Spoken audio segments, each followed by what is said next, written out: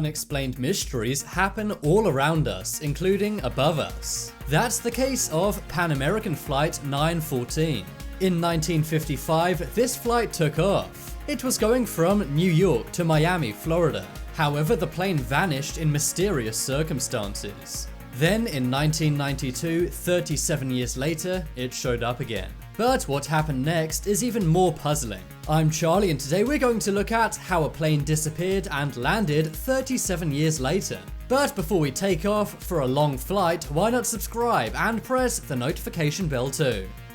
The story begins on the 2nd of July 1955.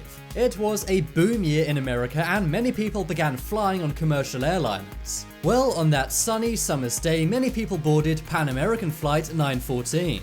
It was supposed to be going a short distance on the east coast of the USA from New York to Miami, Florida. There were 4 crew members, including 2 flight attendants, a pilot and a co-pilot. And there were 57 passengers, men, women and children.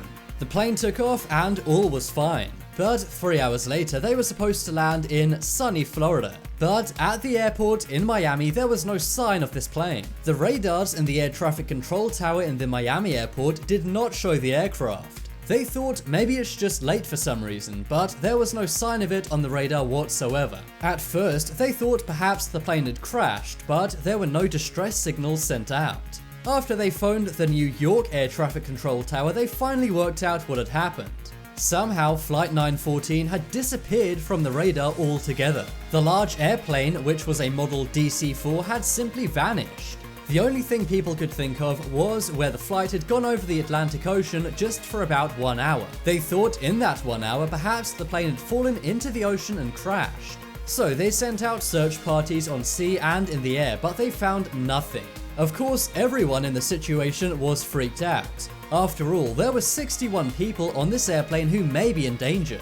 Unfortunately, they could not crack the case of Flight 914, and eventually they put out a statement saying the plane had likely crashed, but they weren't sure where. But all of the dismayed relatives of the 61 people were enraged. They said this response was not good enough and they had to find this plane. And 37 years later, that's what happened. Nearly half a century later in 1992, it was a normal day in Caracas, Venezuela. The day was the 9th of September 1992. An air traffic controller at the airport in Caracas, Venezuela named Juan de la Corte was doing his job. But that's when something weird came up on his radar. A new plane seemed to appear out of nowhere on his radar. Juan and his colleagues checked other radars in the air traffic control room in case it was a mistake, but it was not. 10 minutes later, the aircraft was in view of Juan and his colleagues. They soon realized this was no normal plane from 1992. Instead, it was a twin-propeller DC-4 McDonnell Douglas. These airplanes were not used anymore and hadn't been used since the 60s. The pilot of the aircraft then said in English, "Where are we?" Juan then said, "You're about to land at Caracas Airport, Venezuela." The pilot then responded in a way that stunned Juan. He said, "This is Pan Am Flight 914 heading from New York to Miami, Florida. We have a crew of 4 and 57 passengers." At this point, Juan and his colleagues were so confused. Caracas, Venezuela is a totally different country and thousands of miles away from Miami or New York. Juan said, "When is your flight scheduled to land? We don't see you on our schedule." And that's when the pilot said, "Our flight is due to land at 9:55 a.m. on the 2nd of July 1955.